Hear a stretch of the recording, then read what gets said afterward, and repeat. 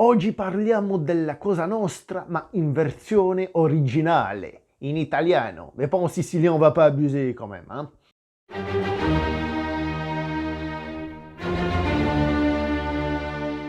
Bonjour à vous les cinéphiles et bienvenue pour cette critique en post-projection. On va parler aujourd'hui du film Il Traditore, le traître, un film réalisé par monsieur Marco Bellocchio, ce qui veut dire Marco Bell'œil, avec dans le rôle principal donc Pier Francesco Favino.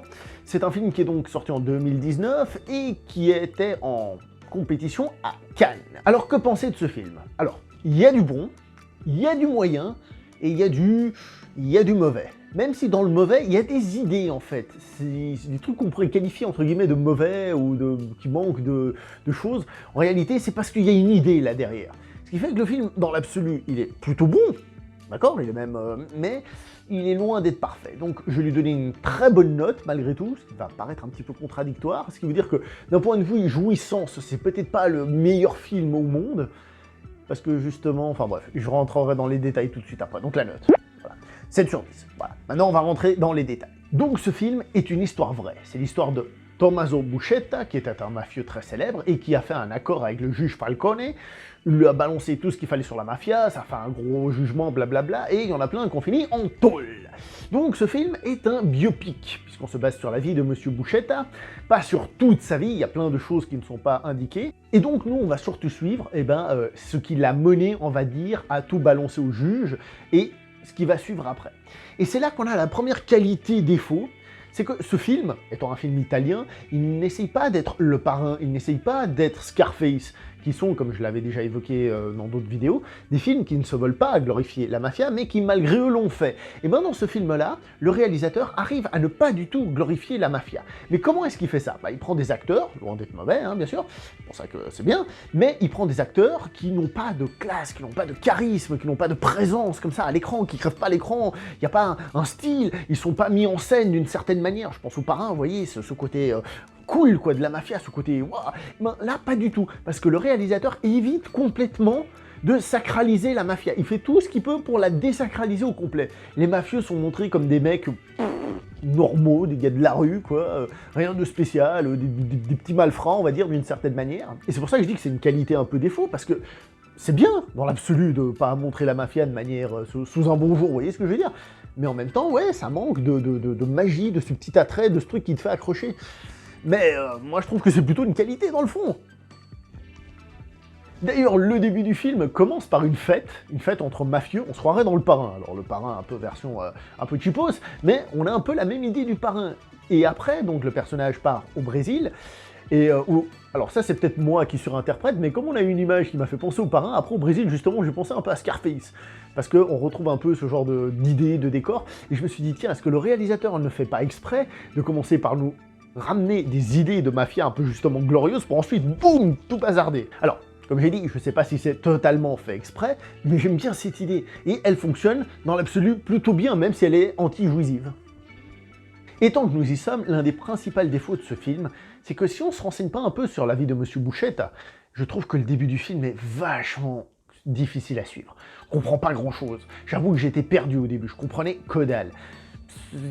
Jusqu'à ce qu'il commence à parler avec le juge Falcone, donc on va dire l'histoire centrale du film commence vraiment, ben, toute la première partie du film j'étais paumé, mais pas paumé en mode oh je vois qu'il y a quelque chose qu'il faut que je creuse et tout ça, non, j'ai l'impression que c'était juste mal raconté, que j'étais pas dedans. Alors, je suis allé voir un petit coup la biographie du monsieur, ce qui m'a aidé à rentrer dedans, mais en tant que tel, ça manque de clarté, clairement. Et du coup, bah, le film commence enfin quand on a les révélations qui sont faites, quand on commence à parler mafia avec le juge et tout ça. Là, le film monte d'un cran. Je trouve dommage qu'il aille pas assez loin, peut-être aussi justement dans cette idée de démystifier la mafia, parce qu'il y a des dialogues par exemple qui sont intéressants, des révélations, des trucs que tu aurais presque envie d'apprendre. J'ose imaginer que le réalisateur a fait un travail monumental et que ce que dit le personnage de Buscetta, c'est ce qu'il a réellement dit dans la réalité. Mais du coup, quand il commence à parler de certains trucs, il dit ah j'aimerais en savoir plus de piquant, un peu. Mais encore une fois, ça ne va jamais à fond. Ensuite commence le jugement, comment ils avaient appelé ça, le maxi-jugement de Palerme, un truc du genre. Et là, encore une fois, les échanges sont sympas, mais il n'y a jamais rien de folichon. Alors, peut-être, je dis bien peut-être qu'ils ont repris exactement les dialogues qui ont été faits à l'époque, peut-être pas, des petits changements, tout ça, mais au niveau des dialogues, si ça devient vachement plus sympa, s'il y a des petits échanges, on n'est pas non plus dans un échange, comment dire, spécialement cinématographique, dans le sens où on va chercher les phrases qui font qu'il n'y a pas de punchline ou de choses comme ça. C'est assez naturel comme discussion, on va dire. En fait, l'un des soucis de ces échanges de dialogue lors de ce maxi tribunal, j'ai trouvé le mot, eh ben c'est que on a pas non plus l'impression qu'à un moment il y a quelque chose d'important qui est dit, c'est-à-dire on échange, on truc, mais on n'a pas l'impression qu'à un moment il y a la phrase qui tue qui fait « Ah, lui il va être condamné ». Ça manque un peu. Et du coup, c'est une impression un peu globale qu'on a dans le film, c'est que parfois le film, il parle trop, il est très bavard, mais en même temps, parfois on a l'impression qu'il parle mais qu'il dit pas exactement ce qu'il devrait dire. C'est un peu particulier parce que on voit la direction, on se dit c'est dommage, il a pas l'air d'aller à fond, alors qu'il parle beaucoup. Et d'ailleurs, pendant le jugement, c'est assez rigolo de voir en fait tout le cirque que font justement les mafieux, quoi. Il y en a un qui fume et il dit « Ouais, non mais je suis obligé de fumer, je sais pas quoi, c'est mon docteur qui me l'a fait ». Ils font tout un cirque comme des gamins, d'ailleurs le juge, il est complètement débordé.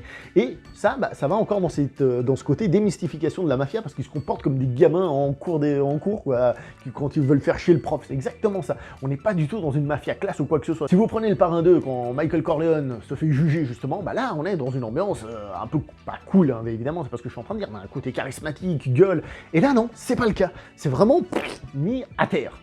Alors, malgré que le film ait été présenté à Cannes, je pense que c'est aussi un film qui vise les Italiens, c'est-à-dire que je pense qu'en Italie, les gens sont plus au fait de ces événements, parce que par exemple, le juge Falcone est devenu une espèce de martyr de la lutte contre la mafia, donc je pense que c'est un film qui parle plus naturellement à un public italien, qui connaît plus naturellement les événements, et peut-être même certaines choses qui ont échappé à mon œil de non-italien.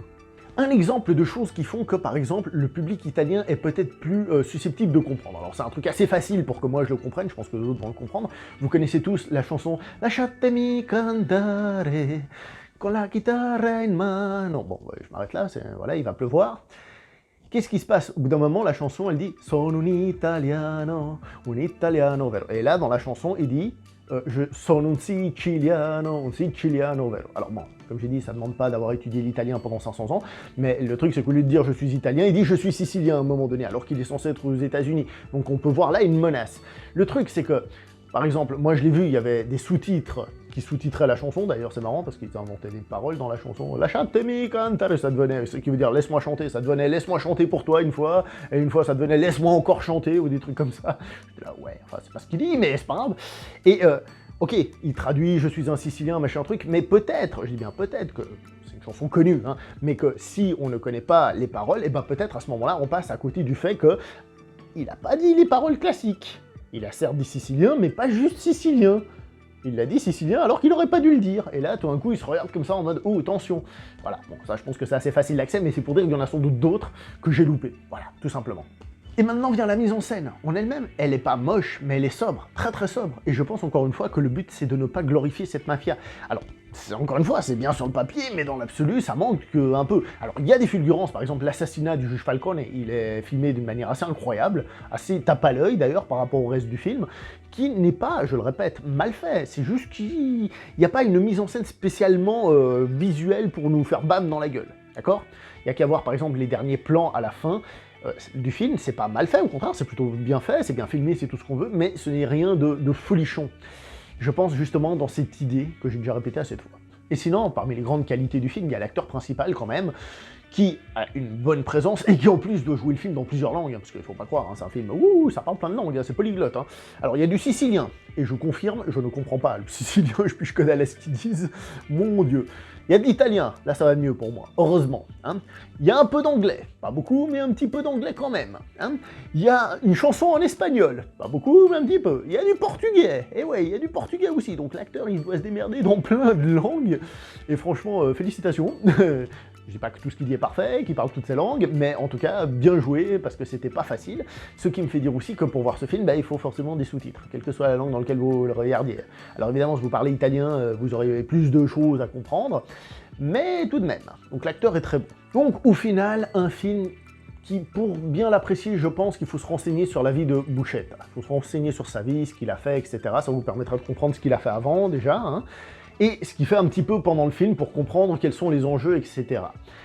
Le film en lui-même est bien, mais il se veut tellement anti-jouissif que c'est compliqué. Alors soit on jouit de cette anti-jouissance, soit alors on ne jouit pas. Et c'est là que c'est compliqué, et c'est là que, voilà. Donc, c'est pas un mauvais film, mais pour moi, c'est pas un grand film. En tout cas, ça me fait plaisir personnellement, parce que c'est le premier que je vois, hein, je dis pas que c'est le seul qui a été fait, loin de là, mais ça me fait plaisir parce que c'est la première fois que je vois un film sur la mafia italienne, en Italie, par des Italiens, et donc avec une vision italienne de la chose. Et ça fait quand même plaisir à voir, j'avais jamais eu cette occasion, bah j'en profite. Voilà, comme ça, je me dépucelle d'une chose. Je vais m'arrêter là pour cette vidéo, n'oubliez pas de liker, commenter, partager, on se voit prochainement pour une prochaine vidéo. Jusqu'à là, portez-vous bien, ciao tout le monde.